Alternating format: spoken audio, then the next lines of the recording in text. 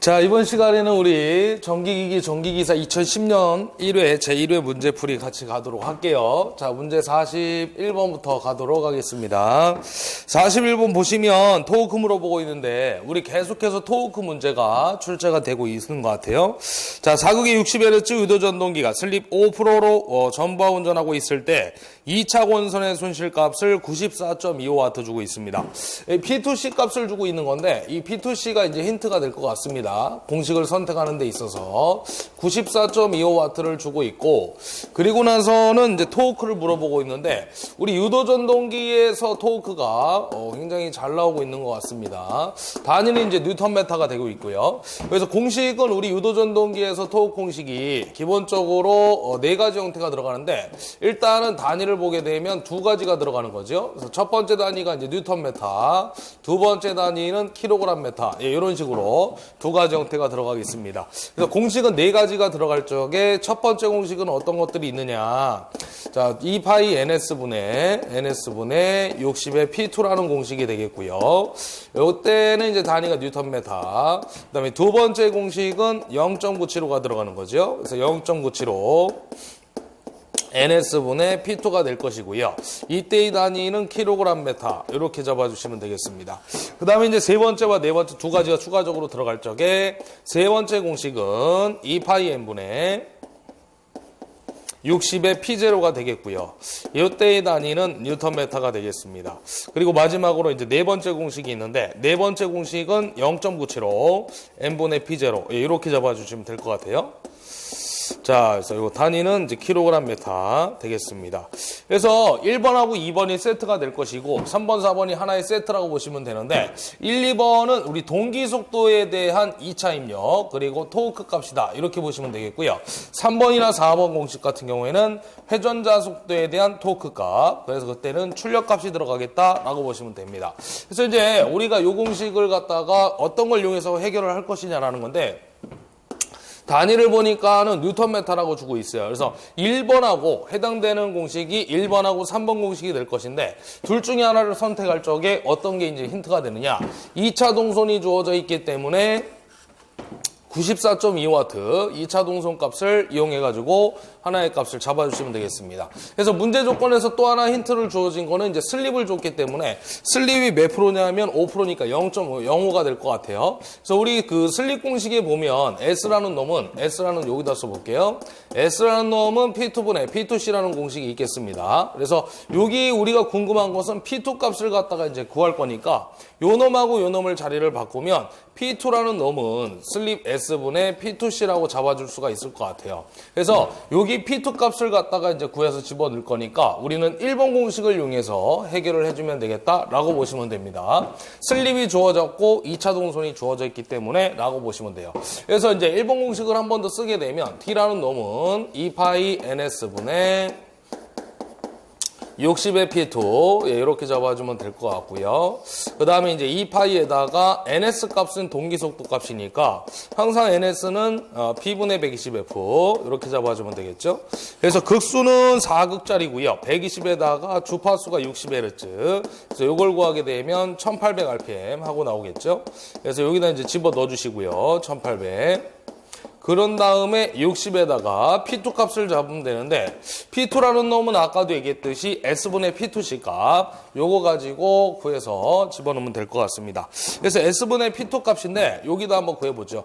S는 5%니까 0.05 그 다음에 P2C는 94.25 잡아주시면 되겠죠. 그래서 요거를 계산한 값이 얼마 나오냐면 우리 그 2차 입력 값이라고 하는데요. 요게 1885W가 되겠습니다. 그래서 여기다 이제 집어넣으면 되겠죠. 1885W. 그래서 요거를 이제 전체 계산한 값은 약 얼마가 될 것이냐. 10Nm가 되겠다라는 것입니다.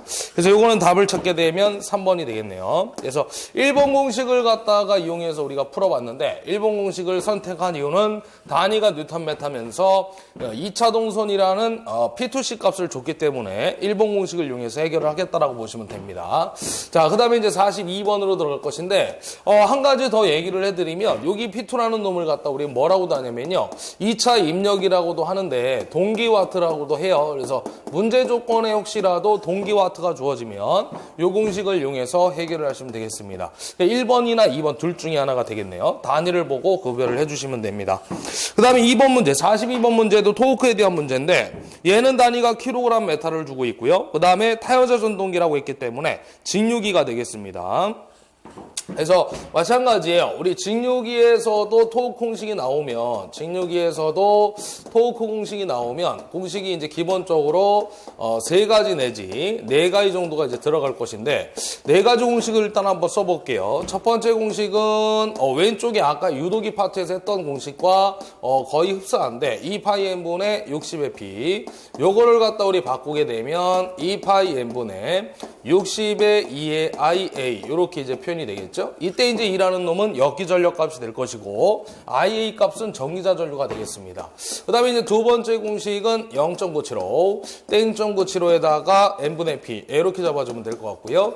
한 번 더 정리를 하게 되면 0.975 n분의 P 값을 바꾸니까 마찬가지 2의 IA다 이렇게 쓸 수가 있겠습니다. 이때의 단위는 이제 킬로그램 메타가 될 것이고요. 위쪽에 있는 단위는 뉴턴 메타가 되겠습니다. 그 다음에 이제 세 번째 공식은 우리가 권선법 형태가 들어가는 놈인데 2파이분의 P자파이의 IA 이렇게 잡아주면 되겠습니다. 그래서 요거는 단위가 이제 뉴턴 메타로 들어갈 것이고 9.8을 갖다가 나눴을 때 단위가 킬로그램 메타로 환산이 되겠고요. 그 다음에 마지막 공식은 K파이의 IA 이렇게 잡아주시면 되겠습니다. 그래서 요거 42번 문제는 단위가 킬로그램 메타를 주고 있기 때문에 두 번째 공식을 이용해서 해결하면 되는데 두 번째 공식을 아래쪽에다 다시 한번 써보도록 하겠습니다. 그래서 0.975에다가 n분의 p를 바꾸면 2에 IA다 이렇게 쓸 수가 있겠네요. 그래서 문제 조건에서 이제 역기 전력을 줬는지 안 줬는지 그걸 한번 알아보러 들어가도록 하겠습니다. 보시게 되면 용량이 5kW고요. 그다음에 아무 얘기가 없다는 얘기는 전압이 100V 바로 단자 전압의 크기를 준 거죠. 그래서 얘는 역기 전력 값을 안 줬기 때문에 역기 전력 값을 구해줘야 돼요. 그래서 역기 전력의 공식은 타여자 형태이기 때문에 또 전동기니까 마이너스가 되겠다라는 겁니다. 그래서 물론 이제 발전기가 되면 플러스가 되는 거고 전동기가 되면 마이너스가 되는 건데 우리 타여자 같은 경우에는 분권과 함께 V-IA, RA 직권이 들어간다 그러면 V-IA에 RA 플러스 RS 이렇게 표현을 해주면 되겠죠. 자, 그 다음에 이제 회전수 값을 갖다가 집어들 건데 이 값부터 좀 구해보도록 합니다. 그래서 V가 100이고요. 전기자 전류 IA가 20A, 전기자 저항이 0.25. 그래서 요걸 구하게 되면 96V가 나오겠네요. 예, 이렇게 해서 표현을 해주시면 됩니다. 그래서 여기다 이제 회전수는 1500을 넣을 거고요. 그 다음에 96V에다가 전기자 전류를 한 번 더 곱해줘야 되니까 20A를 곱해주면 되겠습니다. 그래서 요 값을 계산기에 눌렀을 때 답은 1.25kg 하고 나오겠네요. 그래서 이거 답은 3번 체크해 주시면 됩니다. 그 다음에 옆쪽으로 이동해서 43번 문제 가도록 하겠습니다. 43번 문제는 단절권 계수에 대한 문제가 이제 나오고 있는데, 일단은 삼상이고요. 극수가 6극이고 슬롯수가 54개, 동기발전기가 있고, 전기자 코일의 두 변이 1슬롯과 8슬롯에 들어있을 때 단절권 계수를 물어보겠습니다. 우리 동기기에 사용되는 권선법은 두 가지가 있는데 첫 번째가 단절권, 또 하나가 이제 분포권이 되겠습니다. 그래서 우리 단절권에 대한 얘기를 공식 잡아보도록 하겠습니다. 그래서 우리 단절권 계수는 KP라고 얘기를 할 거고요. 우리 항상 공식은 이렇게 외우자 그랬어. 사이판으로 기억을 하자. 그래서 배를 타고 가든 비행기를 타고 가든 요 공식 하나 잡아주면 되겠습니다. 그 다음에 여기서 이제 중요한 것은 파이 값이 3.14가 아니라 180도라는 거. 그 다음에 이제 베타의 크기는 우리가 어떻게 구할 거냐면 극간격분의 코일 간격으로 표현을 할 수가 있을 것 같아요. 극간격분의 코일 간격. 근데 만약에 이제 문제 조건에서 극간격을 안 줬을 때는 P분의 S로 잡아주면 되겠습니다. P분의 S분의 코일 간격. 예, 이렇게 잡아주면 되겠죠. 그래서 지금 이제 문제 조건에 베타 값을 줬는지 안 줬는지 그걸 찾아봐야 되는데 베타 값은 지금 안 주고 있는 것 같아요. 그래서 극수와 슬로스가 주어졌으니까 그 값을 나눠주면 됩니다. 극수가 6곡이고 슬로스가 54개래요. 그 다음에 이제 코일 간격은 1슬롯과 8슬롯에서 들어가서 나왔다고 그랬으니까 여기 첫 번째 슬롯이라고 했을 때 나오는 슬롯은 8번째 슬롯에서 들어가 있다. 이렇게 줬죠. 그래서 요놈과 요놈 사이의 간격을 우리는 코일과 코일 사이의 간격, 즉 코일 간격이라고 얘기할 수가 있을 것 같아요. 그래서 코일 간격은 8에서 1을 빼면 되니까 간격은 얼마야? 7이 나오겠죠. 그래서 여기다 이제 집어넣어 주면 되겠죠. 우리 간격을 P7라고도 할 거니까. 그래서 6, 9, 54니까 9분의 7 값이 되겠습니다. 그래서 사인에다가 2분의 베타의 크기를 구한 9분의 7파이 잡아주면 되겠습니다. 이거를 갖다 이제 번분수에서 정리를 하게 되면 사인에다가 여기 1이 있을 거니까요. 928 분의 7파이 하고 나오겠죠.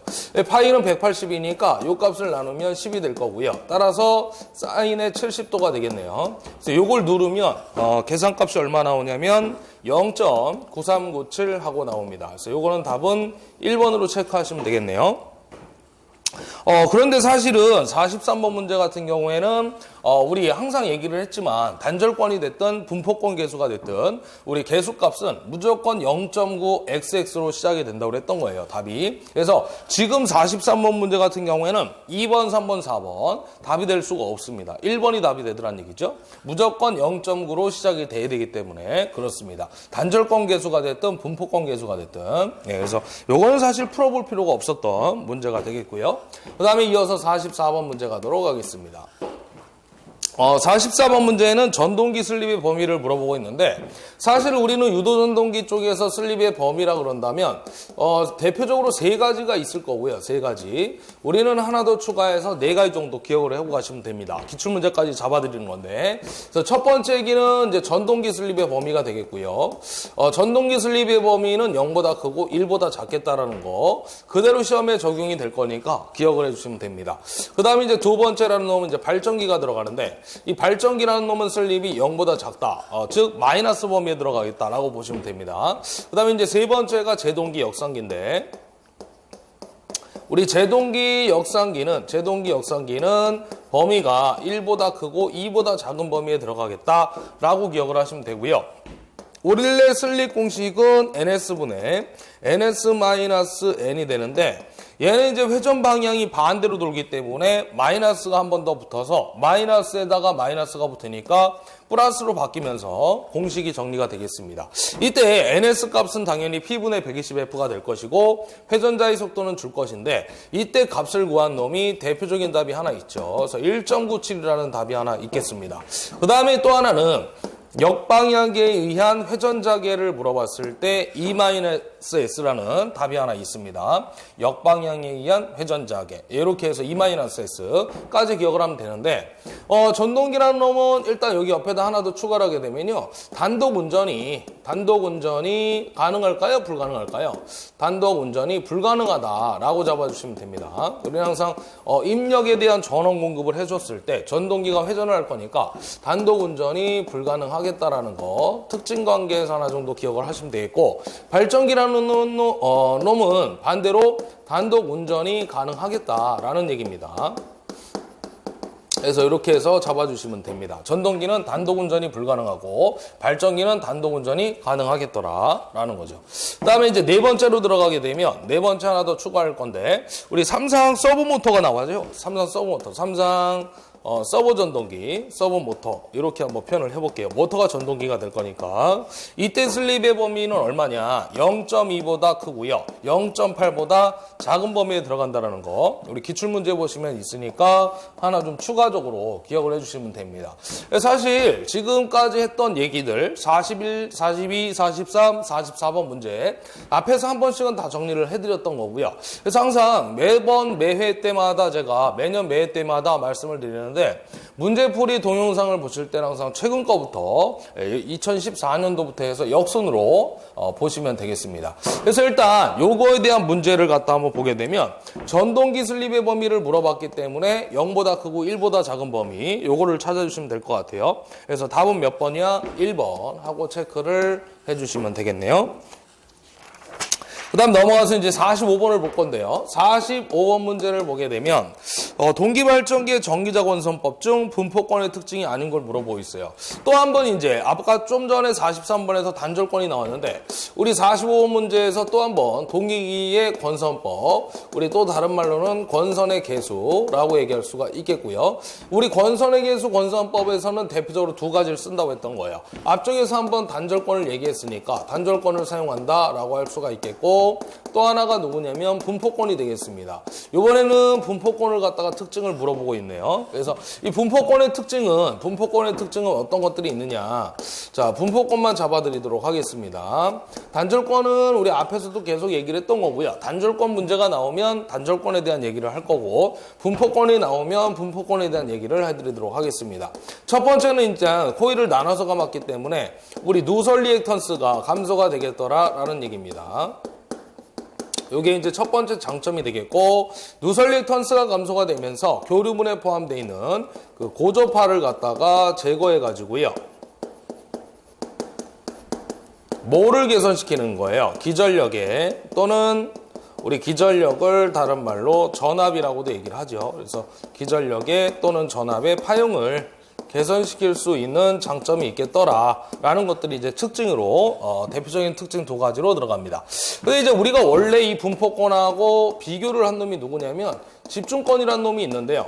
이 집중권이라는 놈은 매극매성당 슬로스가 딱 한 개이기 때문에 얘는 한 개를 가지고 비교를 할 수밖에 없어요. 요놈과 요놈을 비교할 적에. 분포권은 나눠서 감아야 되니까 매극매성당 슬로스 개수가 2개 이상이 될 것인데 얘가 하나밖에 없다 보니까 하나 가지고 비교를 할 수밖에 없다는 거죠. 그래서 분포권을 갖다 그리게 되면 매극매성당 슬로스가 2개니까 구멍수가 이렇게 2개로 이루어져 있고, 그 다음에 집중권이라는 놈은 하나로 이루어져 있다는 거죠. 그래서 코일 갖다가 이렇게 두 덩어리가 있을 때 감게 되면 여기 한 덩어리, 여기 한 덩어리 이렇게 감을 수가 있는 게 이제 분포권이 되겠고요. 나눠서 감을 수 있는 거니까. 집중권이라는 놈은 여기 하나, 여기 하나. 선택의 여지가 없는 거야. 매극매성당 슬로스가 하나밖에 없으니까. 그럼 요 구멍 하나와 요 구멍 하나를 두 개를 똑같은 조건 하에 비교를 했을 때 얘는 두 덩어리고 얘는 한 덩어리니까 기전력의 크기를 비교한다 그러면 코일이 많은 쪽 집중권이 기전력이 더 커질 수밖에 없겠다라는 거예요. 누구에 비해서? 분포권에 비해서.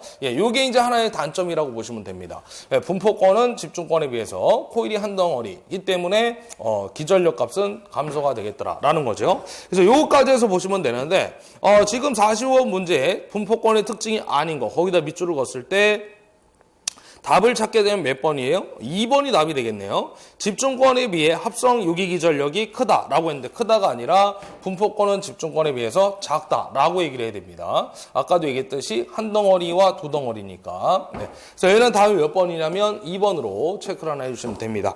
그 다음에 이제 46번으로 들어갈 건데요. 46번 문제는 정류자용 주파수 변환기를 동일한 전원에 연결돼 유도전동기의 축과 직결에 사용하고 있다. 다음 설명 중 옳지 않은 것은? 하고 물어봤는데 우리 일단 1번이 답인데 1번을 보게 되면 왜 잘못됐냐면 농용 유도전동기의 2차 여자를 할 수 있다고 그랬는데요. 우리 2차 여자법이라는 것은 우리 속도 제어법 중에 일종으로서 농용이 아니라 권선형에 적용이 되는 거죠. 그래서 우리 뭐 보통 6가지를 갖다 제가 잡아드렸는데 앞쪽에서 이미 농용에서는 일단 첫 번째 누가 있었냐면 주파수 제어라는 게 있었고요. 그 다음에 두 번째로 극수변화법, 세 번째가 이제 전압제어법이 되겠습니다. 우리 권선형에는 또 마찬가지로 3가지가 적용되는데 그 중에 이제 첫 번째가 누구였냐면 2차 저항법, 그 다음에 이제 두 번째가 종속법, 세 번째가 바로 2차 여자법 이렇게 정리가 됐던 거죠. 그래서 거기서 잘못된 것은 농용 유도전동기에 2차 여자를 할 수 있다가 아니라 권선형 얘기를 하는 거죠. 그래서 권선형 유도전동기에 그 2차 여자를 할 수 있는 거라는 것이죠. 그래서 답은 얘는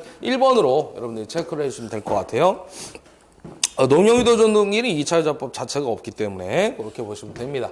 그다음에 이제 이어서 47번 문제 갈 건데 전압 변동률에 대한 얘기를 하고 있죠. 마찬가지로 잘못된 것은 하고 물어보고 있는데 오히려 이런 거예요. 우리가 단답형 문제는 조금 더 어려워질 수가 있겠다. 우리가 차라리 공식을 이용한 계산 문제가 훨씬 더 쉬울 수 있겠다라는 거죠. 왜 그러냐면 공식만 알고 있다면 대입하면 끝나는데 단답형 문제는 공식도 알아야 되고 어떤 내용적인 특성까지도 우리가 고려를 해서 잡고 있어야 되기 때문에 좀 어려워질 수가 있겠더라라는 것입니다. 그래서 우리 변압기 쪽에서 전압 변동률이 나오면 공식은 항상 두 가지가 있다라고 했던 거예요.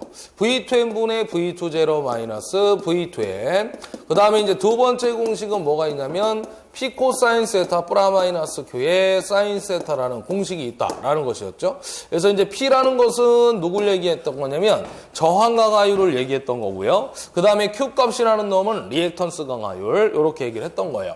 물론 플러스 값은 누구야? 지역률일 때 우리가 플러스가 된다라고 했던 거고요. 그 다음에 이제 마이너스 값은 우리가 진역률일 때 이렇게 얘기를 한다고 그랬어요. 문제 조건에서 지상분을 줬는지 진상분을 줬는지 그것만 여러분들이 고려해서 잡아주시면 됩니다.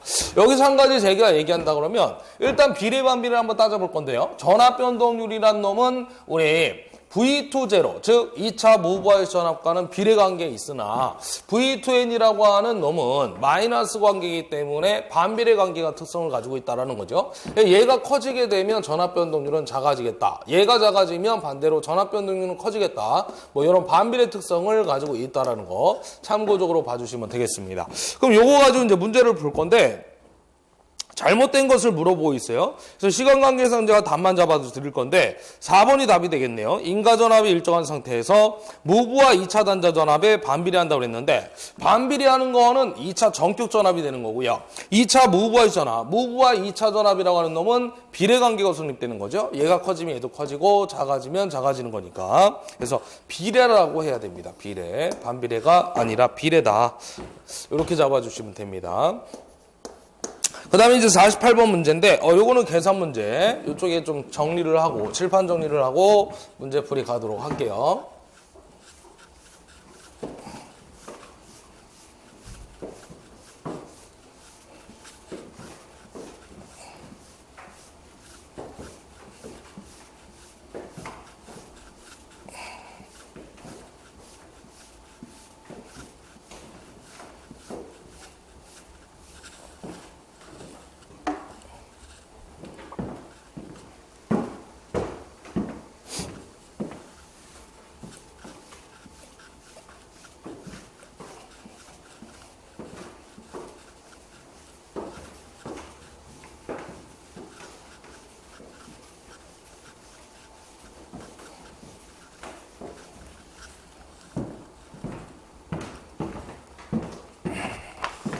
자, 우리 48번 문제 같은 경우에는 뭘 물어보고 있냐면 단락비를 물어보고 있는데 우리 그 동기기 쪽에서 단락비가 나오면 공식이 기본적으로 4가지가 들어가죠. 그래서 4가지 공식을 한번 잡아 드릴 건데 일단은 기준이 누가 되는 거냐면 우리 동기 임피던스율 또는 퍼센트 동기 임피던스 우리가 이렇게 얘기를 합니다. 그래서 이 퍼센트 ZS 값은 첫 번째로는 KS분의 1 단락비가 되겠고요. 두 번째 공식은 우리 용량이 주어졌을 때 V제곱분의 PZS 공식. 그 다음에 세 번째 공식은 공식이 시험에 출제가 되는데 V분의 루트 3의 IN의 ZS 값. 그 다음에 마지막 네 번째 공식은 IS분의 IN. 이렇게 잡을 수가 있겠습니다. 그래서 이제 첫 번째 공식 번호를 매기면 첫 번째, 두 번째, 세 번째, 네 번째 공식 이렇게 잡을 수가 있는데 첫 번째 공식은 여기 KS 단락비가 주어졌을 때 이걸 물어볼 수도 있고요. 퍼센트 ZS 값을 줬을 때 KS 단락비를 갖다가 물어볼 수가 있겠습니다. 그래서 요거는 이제 가장 기본적인 형태의 가장 쉽고도 기본적인 형태의 문제라가 되겠고요. 두 번째는 용량이 주어졌을 때 2번 공식을 이용해서 해결하면 됩니다.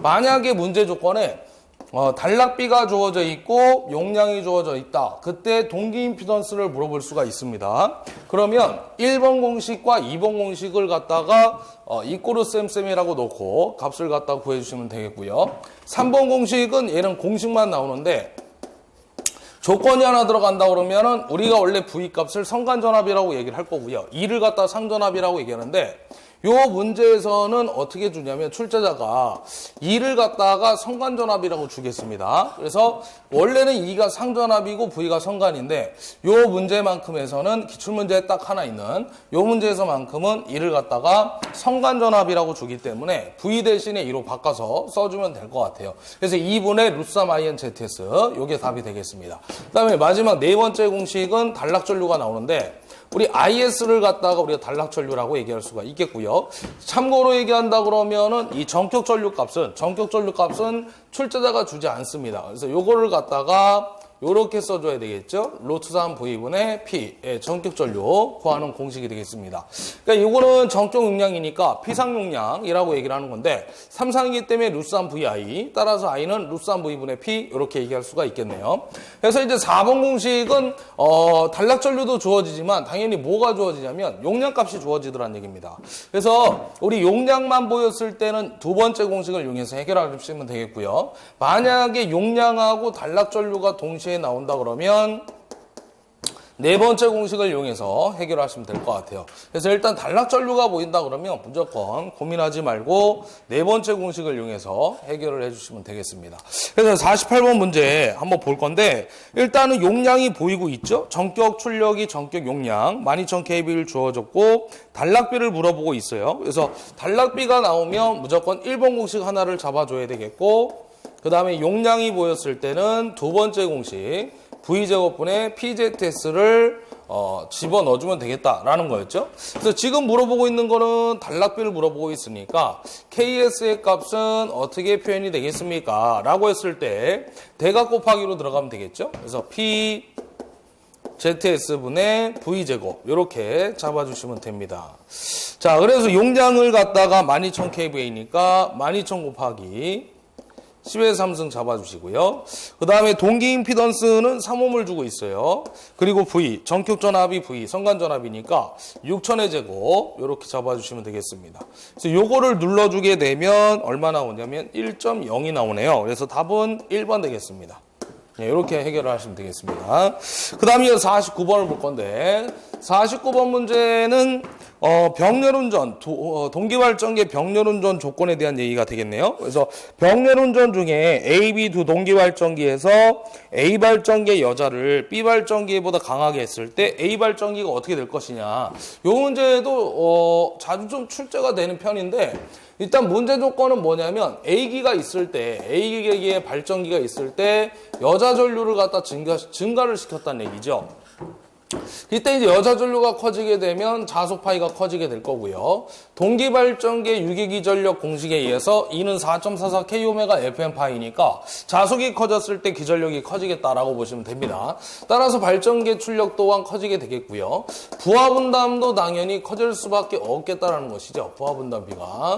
그럼 부하분담비가 커졌을 때 어떻게 될 것이냐. 손실이 커지면서 역률은 점차적으로 떨어질 수밖에 없다라는 것입니다. 그럼 역률이 떨어졌을 때 결과물이 어떤 결과가 나오냐면 우리 위상 특성 곡선을 갖다가 그려봤을 적에 이쪽을 갖다 우리 전기자 전류, 이쪽을 갖다 우리 계자 전류라고 이제 표현을 하는데 우리의 역률 코사인 세타 값을 1로 기준을 잡은 상태에서 양쪽을 갖다 따져보면 되는 겁니다. 그래서 이제 얘는 부하분담비가 커지면서 역률이 감소하는 쪽 지상분이 발생하기 때문에 우리가 여기를 갖다 우리가 L성분 반대로 만약에 진상분이 발생되면 C성분 이렇게 얘기를 할 것인데 지금은 역률이 떨어지는 입장이니까 감소분이 발생된다. 왼쪽으로 가고 있다. 즉 지상분이 발생되고 있다. 전류가 90도만큼 느린 지상분이 발생된다 라고 하시면 되겠습니다. 그래서 요거는 답 몇 번이냐면 2번이 답이 되겠네요. 지상전류가 그러겠다. 2번 잡아주시면 됩니다. 그 다음에 이제 50번으로 들어가게 되면 전동기, 직류전동기의 속도제어법이 나오는데 정출력제에 속하는 걸 물어보고 있어요. 정출력제어에다가 밑줄을 하나 그시면 되는데 우리 직류기의 속도제어는 세 가지가 있다고 그랬죠. 직류기의 속도제어법. 물론 이제 그 대표적인 답이 하나 있는데 직류기의 속도 제어법이 아닌 것은 하고 물어보면 우리 대표적인 답 2차 여자법이 들어가겠습니다. 여기서 말하는 이제 2차 여자법이라는 것은 우리 유도전동기의 속도 제어법으로서 번선형에 적용이 되는 놈이라고 보시면 되겠고요. 그 다음에 이제 우리가 첫 번째 들어갔을 때 속도 제어는 바로 누가 있느냐? 계좌 제어가 있습니다. 우리 계좌 제어법을 갖다가 다른 말로 뭐라고 하냐면 정출력 제어라고 하는 거죠. 그래서 지금 물어보고 있는 50번 문제가 바로 계좌 제어법이 답이 되겠네요. 그래서 정출력 제어라고 쓸 수가 있겠죠. 그래서 일단 답을 찾게 되면 1번이 답이고요. 그 다음에 이제 계속해서 내용 정리가 들어가면 두 번째로 나오는 게 전압 제어가 되겠습니다. 우리 전압 제어는 이제 속도 제어가 광범위하고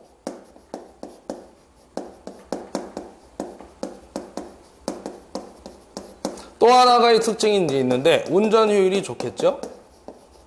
이러한 장점이 있습니다. 자, 그 다음에 이제 전압 제어가 다시 얘가 두 가지로 쪼개질 건데 첫 번째가 누구냐면 워드 레오너드 방식. 두 번째가 누구냐면 일그너 방식이 되겠습니다. 이 두 가지 방식의 차이점이다 그런다면 워드 레오너드 방식 위쪽에 있는 놈은 우리가 속도가 좀 정밀한 속도가 일정한 곳에 사용되는 방식이다 라고 보시면 되고요. 반대로 일그너 방식은 부하 변동이 심한 장소, 부하 변동이 심한 곳 이렇게 잡아주시면 되겠네요. 그래서 이제 부하 변동이 얼마나 심하길래 일그러지겠느냐, 찌그러지겠느냐 이렇게 이제 우리가 외웠던 건데 부하 변동이 심하다 보니까 그 속도를 갖다가 일정하게 잡아주기 위해서 우리가 설치하는 놈이 하나 있었어요. 그게 누구냐면 바로 플라이휠 효과가 되겠습니다. 우리 플라이휠을 갖다 설치를 크게 했을 때, 얘를 크게 했을 때 안정도 측면에서 따져보게 되면 안정도가 높아진다, 증진된다, 좋아진다 뭐 이런 얘기를 했던 거고요. 이 두 가지 방식의 차이점이 바로 뭐냐면 바로 플라이휠이 되겠습니다. 얘는 변동이 심하지 않기 때문에 우리가 속도가 일정한 방식이다 보니까 일정한 곳에 사용하는 방식이다 보니까 플라이휠을 갖다 설치할 필요가 없다는 거고 밑에 있는 놈은 심하다 보니까 부하 변동이 심하다 보니까 플라이휠을 갖다 설치해서 속도를 갖다 잡아준다고 했던 거예요. 그래서 두 가지 방식의 차이점은 바로 플라이휠이다. 얘는 필요 없고 얘는 필요 있기 때문에 이렇게 이해를 하시면 됩니다. 그 다음에 이제 세 번째로 가게 되면 또 하나 들어가는 게 바로 저항제어법이 되겠죠. 자, 이렇게 세 가지가 있다라는 거 같이 봐주시면 됩니다. 그 다음에 이제 문제 51번 문제를 한번 해결해 볼 건데 얘는 일단 답이라고 쓰시고요. 기출문제에서 보시게 되면 딱 한 문제 정도 존재할 거니까 안 되면 외우면 됩니다. 조금 문제가 까다로운데 한번 해보도록 할게요. 주파수가 전격보다 3% 상승한다라고 했어요. 그러면 3% 상승했다는 얘기는 기준이 있을 건데 기준은 몇 프로냐면 100%가 되겠습니다. 항상 기준은 1이니까. 그러면 100%에서 3% 상승한 값은 얼마야? 변화된 값을 주파수 변화된 값 F-라고 표현을 했을 적에 1.03F라고 쓸 수가 있을 것 같아요. 왜 그러냐면 3% 상승한 값이 우리 F-라고 했을 때 100에다가 0.03을 더하면 1.03이 나올 거니까 요딴 식으로 표현이 되겠습니다. 그 다음에 전압이 전격보다 3% 저하된 전압이 떨어졌으니까 변화된 값 V-라고 했을 때 마찬가지로 1, 기준은 1, 0.03이 감소했으니까 빼줬을 때 0.97의 V다. 이렇게 두 가지 형태를 잡아놓으시면 되겠고요. 이때 이제 전원에서 운전되는 변압기가 있는데 철선을 갖다가 줬는데 뭐라고 줬냐면요. 철선이 F, BM, 최대 자속 밀도가 되겠습니다. 제곱만큼 발생이 되더라 라는 거죠. F는 주파수, BM은 자속 밀도 최대치에 비례한다면 이 변압기 철선은 전격 상태에 비하여 어떻게 달라지느냐라는 것을 물어보고 있네요. 자, 그럼 우리가 일단 전류를 갖다가 한번 공식을 한번 잡아볼 건데 우리 전류I라는 놈은 이렇게 쓸 수 있을 것 같아요. 오메 법칙에서 Z분의 V니까 우리는 모든 부하가 L이잖아요. 그래서 유도성 리액턴스니까 XL분의 V 이렇게 임의적으로 제가 한번 잡아보겠다는 얘기입니다. 그러면 XL분의 V인데 XL이라는 것은 유도성 리액턴스로서 오메가 L분의 V 이렇게 이제 표현이 될 거고요. 이때 다시 한번 들어가게 되면 오메가는 각주파수니까 2파이 FL분의 V라고 쓸 수가 있겠습니다. 그럼 여기서 보니까 주파수란 놈과 전압이란 놈이 보이고 보이고 있죠. 그래서 전류와 주파수와 전압은 어떤 관계냐면 F분의 V라는 공식이 성립되고 있다라고 보시면 되겠죠. 그래서 F는 반비례, 전압은 비례, 이런 관계가 성립됩니다. 여기서 이제 우리 자속 밀도가 나왔으니까 자속 밀도를 한번 잡아볼 건데, 우리는 자속 밀도라는 놈은 B는 S분의 파이, 파이는 BS, 이 공식에서 B는 S분의 파이라는 공식도 있겠지만, 우리가 이제 전자기하학에서 얘기하는 투자율 곱하기 자장의 세기라고 하는 H, B라는 놈은 μH라는 공식이 있죠. 그래서 이걸 갖다가 우리가 잡아놨을 때, 여기 H라는 놈은 우리가 이제 그 자장의 세기, 전류가 인가됐을 때, 전류가 흘렀을 때, 전류에 의한 자장이 발생되는데, 그 자장에 의한 어떤 자석의 세기가 존재하더란 얘기죠. 그걸 갖다 우리는 H라고 표현을 할 것이고, 자장의 세기라고 얘기를 하겠습니다. 그래서 이 자장의 세기는 무조건 전류와는 무조건 비례 관계가 성립되겠다라고 보시면 돼요. 그래서 우리가 정자계 쪽에서 아마 얘기를 하고 할 것인데, 거기 보게 되면 환상 솔레노이드 있고, 무한장 직선도 있고, 원형 코일도 있고, 거기에 따른 공식을 보게 되면 전류와 자장의 세기는 무조건 비례관계가 성립되고 있다라고 보시면 됩니다. 그래서 요 I에다가 요 값을 갖다가 집어넣게 되면 이렇게 표현이 되겠죠. F분의 V라고 쓸 수가 있겠습니다. 그래서 이런 관계들을 갖다가 이제 이용해가지고 여기다 한번 집어넣어 볼 건데, 아까 이제 말씀드렸던 이런 관계를 갖다 한번 집어넣어 보면요. 일단은 여기 보면 최대 자속 밀도가 있는데 F분의 V와 비례 관계가 성립된다고 했던 거예요. 그럼 여기다가 한번 집어넣어 보죠. F분의 V를 최대 자속 밀도에다 집어넣으시면 됩니다. 그럼 F분의 V에다가 전체 제곱 잡아주시면 되겠습니다. 그럼 철수는 결과물로 갔을 때 어떤 관계가 있을 것이냐. F가 하나 있고 F제곱이 있으니까 하나를 약분시킬 수가 있을 것 같아요. F가 두 개니까. 그럼 F분의 V제곱이라는 놈이 발생이 되겠죠. 그럼 한번 집어넣어 보도록 하겠습니다. 이 F는 여기 있는 F, 그 다음에 이 V는 여기 있는 V라고 보시면 돼요. 그래서 우리는 변화가 일어났으니까 주파수가 증가하고 전압이 떨어졌으니까 그때 철순이 변한다는 얘기죠. 그래서 어떻게 값을 구할 거냐면 그대로 집어넣으시면 됩니다. F-는 1.03에 1.03에 F를 넣을 거고요. V- 값은 0.97의 V인데 제곱이 들어가 있으니까 전체 제곱 잡아주시면 될 것 같습니다. 그래서 이걸 갖다 구했을 때 값이 얼마 나오냐면 0.913에다가 F분의 V제곱 이렇게 나올 것 같아요. 그래서 이제 우리가 감소분을 물어본 거니까 얼마만큼 몇 %만큼 변할 것이냐 물어봤으니까 기준은 항상 1 그리고 0.913을 빼주시면 되겠네요. 그래서 이걸 갖다가 계산하면 0.087이 나오고요. 0.087 곱하기 100을 하게 되면 8.7%가 나오겠습니다. 그럼 8.7%가 증가한 거예요? 감소한 거예요? 당연히 얘 값이 0.913 1보다 작은 값이 나왔으니까 그걸 뺀 나머지는 8.7% 감소분이 발생했다라고 얘기할 수가 있겠죠. 그래서 답은 몇 번이냐면 4번이 답이 되겠습니다. 그래서 요거는 여러분들이 이거를 이렇게 계산하라는 얘기는 아니고 제가 한번 보여드렸는데 그냥 우리는 8.7% 감소 이렇게 외우고 가자는 얘기입니다. 이거를 풀 필요는 없더란 얘기예요. 왜 그러냐면 시험에 잘 나오지 않기 때문에. 그래서 잘 나오면 해야 되겠지만 잘 나오지 않을 거니까 숫자도 그대로 출제가 될 거니까 그냥 답만 보시면 되겠다라는 것입니다. 그 다음에 이제 문제 52번으로 갈 건데 전기자 반작용 영향이 아닌 거 물어보고 있죠.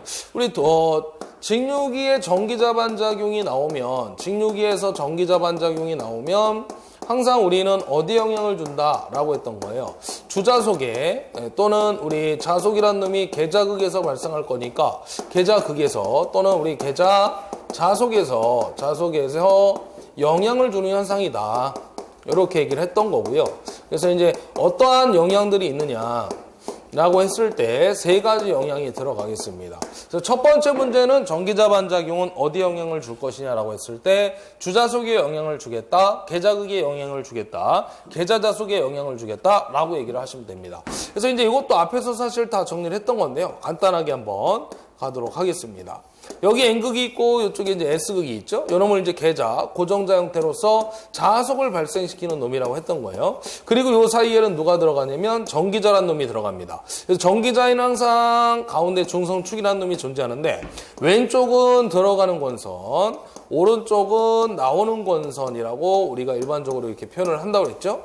그래서 들어가고 나오는 권선에 의해서 전류가 흘러갈 것인데 이 전류가 흐르게 되면 돌아나가는 자속이 만들어진다라고 했던 거예요. 돌아나가는 자속, 암페의 오른나서 법칙에 의해서. 그래서 우리가 또 하나는 자속을 갖다가 중성축의 한쪽으로 쏠리는 편자작용이라는 놈이 발생된다고 했던 거고요. 그래서 한번 적어보도록 하겠습니다. 첫 번째는 이제 편자작용. 자속이 이제 한쪽으로 쏠리는 현상에 의해서 편자작용이 발생될 것이고, 그 손실에 견디지 못한 중성축이란 놈은 알파만큼에 대해서 이동을 한다고 했던 거죠. 그래서 중성축이 이동이 되고, 그 다음에 우리 중성축에 달려있는 뭐를 브러쉬를 갖다가 이동을 시켜야만 우리가 기전력을 갖다 끄집어낼 수가 있다라고 했던 거예요. 그래서 발전기는 우리 항상 회전 방향으로 이동을 시켜주면 되겠고, 전동기라는 놈은 항상 회전 반대 방향으로 이동을 시켜주면 되겠더라라는 것이었죠.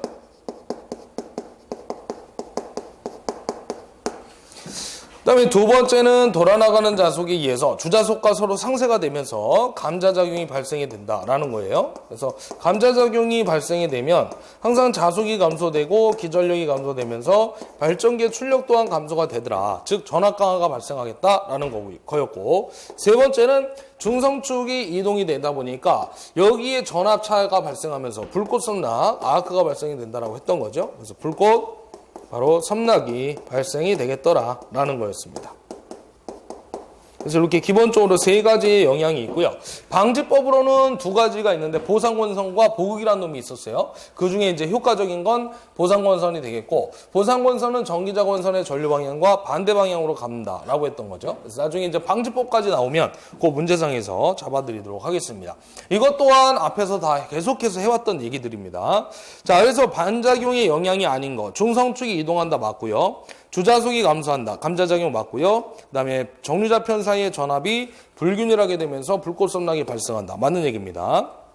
그래서 52번의 답은 4번이 답이 되겠습니다. 영향이 아닌 거. 그 다음에 이제 53번으로 들어가겠는데, 53번 문제는 농용유도 전동기의 기동 방법으로 옳지 않은 걸 물어보고 있어요. 우리가 이제 기동법을 보게 되면 이것 또한 앞에서 다 정리가 됐던 겁니다. 그래서 첫 번째 이제 농형이 있고 권선형이 있는데, 농형에는 기본적으로 세 가지가 들어가는 거죠. 그래서 첫 번째가 누구냐면 직이 전전압기동이라고도 얘기를 합니다.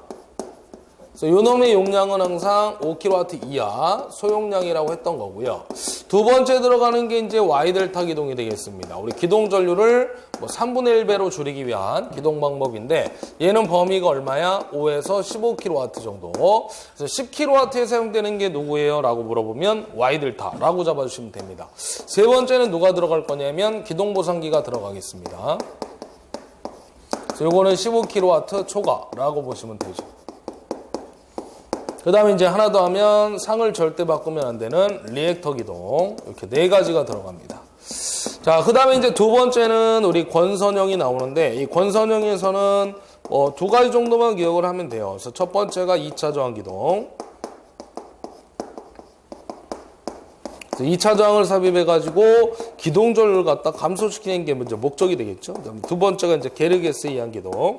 이렇게 나오는데, 종류로 따진다 그러면은 우리 권선형이 맞는 거, 그 다음에 농형이 아닌 거, 이 두 가지가 대표적인 답이라고 보시면 됩니다. 용량이 이제 가끔 나오기도 하니까 같이 좀 기억을 하시면 될 것 같고요. 그래서 지금은 농형이 아닌 거 물어보고 있는 거니까 2차 저항 기동은 권선형이잖아요. 그래서 2번 답이 되겠네요. 답은 2번으로 체크를 해주시면 됩니다. 그 다음에 이제 54번 보시게 되면 여기서 한번 잡아보도록 하겠습니다. 삼상 직권정류자 전동기 특성으로 옳지 않은 걸 물어보고 있는데, 우리가 이제 삼상 직권정류자 전동기 특성 중에 보게 되면 저속에서, 역류는 저속에서 좋지 않고 동기속도나 그 근처, 동기속도 근처나 그 이상에서는 역률이 매우 양호합니다. 거의 100%까지도. 네, 100%까지도 나오는데, 지금 틀린 것을 물어보고 있으니까 답은 몇 번이냐면 3번이 되겠어요. 역률은 동기속도 이상에서 저하되며 80% 정도이다. 다운이 되는 게 아니라 100%입니다. 거의 100%. 동기속도 근처나 이상이 되면 역률은 100% 정도가 되기 때문에 3번이 답이 틀린 얘기가 되겠습니다. 자, 그 다음에 이제 55번은 저쪽으로 가서 잡아드리도록 하겠습니다.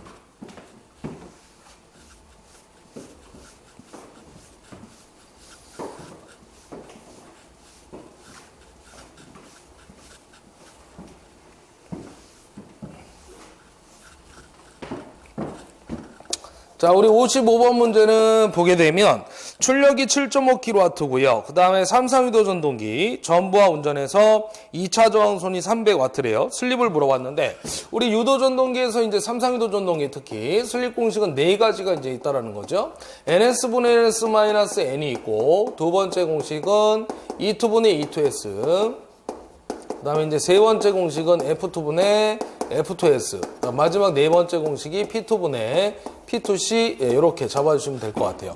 그래서 이제 중요했던 얘기는 밑에 있는 놈들은 정지시라고 보면 된다고 그랬고 위에 있는 놈들은 다 회전시, 운전시가 되는 건데 이 만약에 문제 조건에 2차 동손이나 우리 또 다른 말로 구리손 또는 또 다른 말로 저항손이라고 했을 때 네 번째 공식을 이용해서 해결을 해주면 된다고 했던 거예요. 그 다음에 이제 또 하나는 여기 있는 2차 입력인데 입력값은 거의 안 주는 거죠. 그래서 이제 출력 더하기 손실값으로 잡아주시면 되는 겁니다.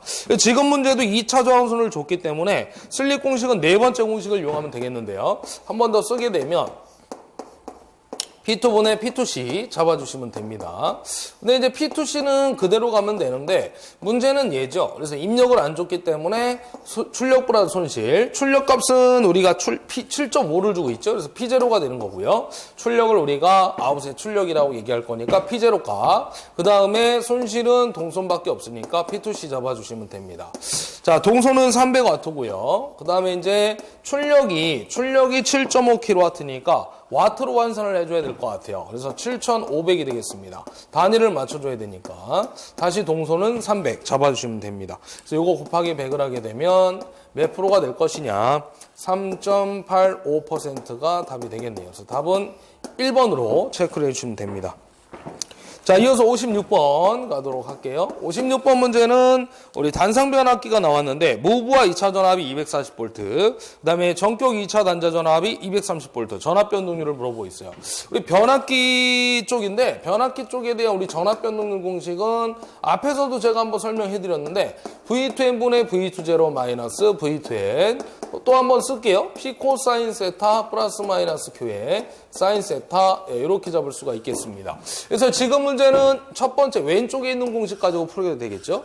무브와의 전압과 전격 전압을 준 상태이기 때문에 요거는 저항 강화율과 리액턴스 강화율 줄 때라고 했어요. 플러스가 될 때는 지역률, 마이너스가 될 때는 진역률, 지상과 진상 이렇게 따져준다고 그랬죠. 그래서 이건 둘 중에 항상 큰 놈은 V2 제로가 크다고 그랬죠. 무브와의 전압이. 그래서 집어넣게 되면 V2에는 얼마냐면 지금 2차 전격 전압이 230이고요. 부하를 걸었을 때니까 무부하 전압이 240에 다시 전격 전압이 230 100을 곱해서 이거 구해주면 됩니다. 4.35%가 나오겠네요. 그래서 답은 1번 체크해 주시면 됩니다. 그 다음 57번으로 갈 건데 57번은 밑에다가 한번 풀어보죠. 57번 문제는 그 삼성권선용 유도전동기 전부와 슬립을 갖다가 4% 줬어요. 4%라는 얘기는 0.04가 될 것이고 2차 한상의 저항을 줬는데 R2 값이 얼마냐면 0.35을 주고 있죠. 0.35. 이 유도전동기 기동 토크를 전부와 토크와 같도록 하기 위해 외부에서 2차에 삽입해야 할 저항의 크기를 물어봤어요. 그래서 외부에 삽입해야 할 저항의 크기를 갖다 우리는 다른 말로 뭐라고 하냐면 등가 저항 또는 2차 출력 정수 이렇게 얘기를 합니다.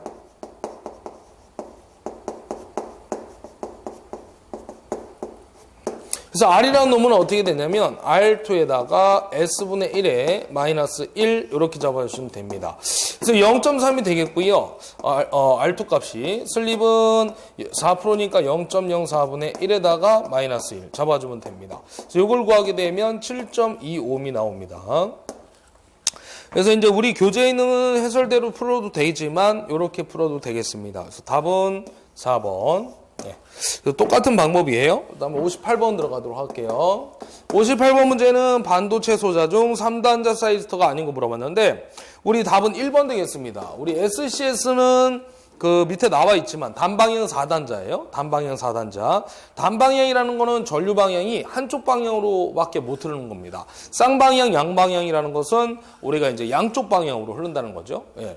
이렇게 양쪽 방향으로 흐를 수 있는 건 쌍방향, 한쪽으로만 흘리는 건 단방향 이렇게 얘기합니다. SCR은 단방향 3단자, GTO는 단방향 3단자, 트라이액은 쌍방향 3단자. 그래서 3단자가 아닌 것은 SCS 4단자 1번이 답이 되겠고요.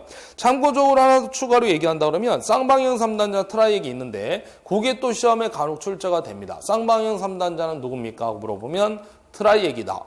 즉 트라이액의 그 마지막에 AC자가 교류니까 우리 교류라는 놈은 이렇게 그리잖아요. 정방향, 역방향, 플라 마이너스. 그러니까 전류가 이렇게도 가고 반대 이렇게도 흘러간다는 얘기야. AC니까 쌍방향이다. 이렇게 기억을 하시면 됩니다.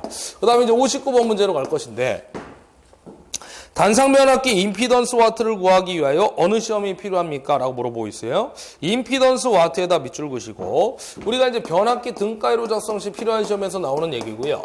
변압기의 등가이로 작성 시 필요한 시험 상당히 중요하니까 꼭 암기를 하셔야 됩니다. 계속해서 풀어보고 있는 문제 형태라고 보시면 돼요. 앞에서도 몇 번을 풀어봤습니다. 자, 등가이로 작성 시 우리 필요한 시험이 세 가지가 나오죠. 일단 첫 번째가 누구냐면 원선도, 유도기 쪽에서는 원선도와 매치가 될 것인데 권선의 저항 측정 시험이 되겠고요.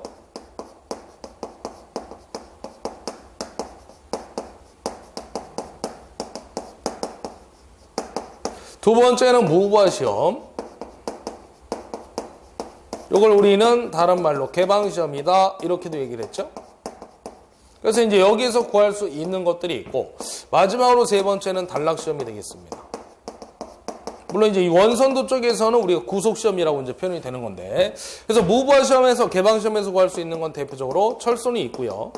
그 다음에 여자전류 또 하나가 이제 들어가는 게 여자 어드미턴스라고 보시면 됩니다. 그 다음에 단락시험에서 들어가는 게 누구냐면 동선이 있고요. 우리 동선을 갖다가 동선에 있고 그 다음에 이제 들어가는 게 임피던스. 그래서 임피던스 전압이 될 수도 있겠고 동선이 될 수도 있겠고 뭐 와트가 될 수도 있겠죠. 하여튼 임피던스 나오면 무조건 단락시험이라고 했던 거죠. 그 다음에 세 번째 들어가는 게 또 하나가 단락전류가 있습니다. 그래서 이제 종류도 물론 중요하지만 이 두 가지 무브화 시험, 개방 시험부터 구할 수 있는 것과 구할 수 없는 것, 단락 시험으로부터 구할 수 있는 것과 구할 수 없는 것들 이런 식으로 시험에 잘 출제가 된다고 했던 거예요. 그래서 임피던스 와트가 나왔으니까 우리 단락 시험 되겠죠? 단락 시험. 그래서 답은 2번이 되겠습니다. 2번. 자, 그 다음 넘어가서 마지막 문제 60번 볼 건데 60번 문제는 좀 답이라고 좀 적어주시고요. 우리가 기출문제 쪽에 보면 한 문제밖에 없는 문제니까 답으로 좀 기억을 해주시면 될 것 같아요. 서버 전동기에다가 밑줄 그시고요. 제어 방식의 종류가 아닌 것을 물어봤는데 세 가지는 제어 방식이 똑같아요. 근데 나머지 하나가 좀 달라지는데 서버 전동기로 제어를 하는 거는 우리 1번 직류기, 그 다음에 3번의 유도기, 4번의 동기기가 되겠습니다. 우리가 이제 제목을 보게 되면 직류기, 동기기, 유도기 뭐 이런 식으로 나오는데 거기 보게 되면 릴럭턴스기의 전압제어라고 나와 있죠. 릴럭턴스는 반작용 전동기라고 하는 건데 스텝 모터 방식을 이용합니다. 스텝 모터. 그래서 제어 방식 자체가 달라요. 그래서 나머지는 서브 모터고 릴럭턴스기의 전압제어는 스텝 모터 방식이다. 이렇게 보시면 됩니다. 그래서 이거 답을 2번으로 체크를 해가지고 하나 답이라고 써놓고 답만 보고 가시면 되겠습니다. 그래서 여기까지 해서 우리 2010년도 1회 문제 풀어봤고요. 다음 시간에 계속해서 2회 문제 같이 풀어보도록 하겠습니다. 수고하셨습니다.